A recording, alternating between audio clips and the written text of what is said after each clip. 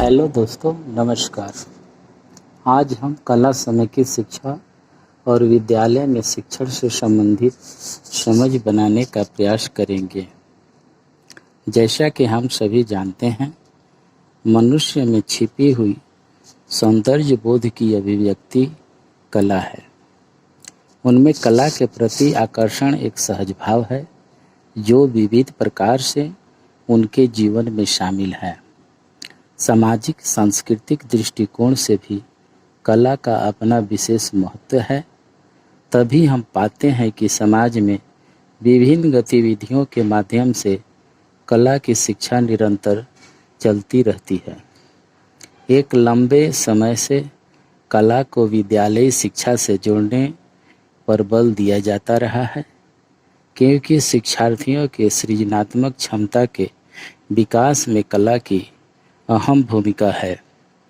कला न सिर्फ उनकी संवेदनाओं को झकझोरती है, बल्कि अन्य विषयों के ज्ञान को प्राप्त करने तथा उन्हें समझने का बहुपरिप्रेक्ष्य नज़रिया भी सुझाती है।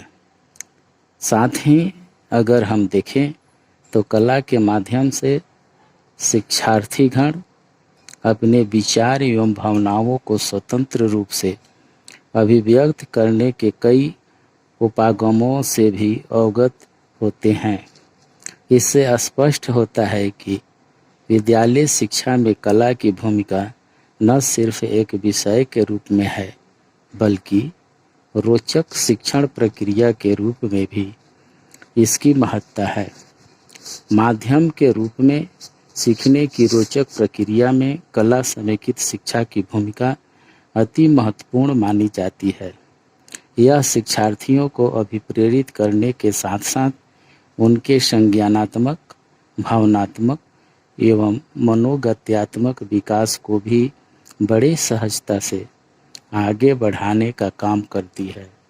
कला के सभी रूपों यथा दृश्य कला एवं प्रदर्शन कला को शिक्षण प्रक्रिया का माध्यम बनाना प्रभावी होता है।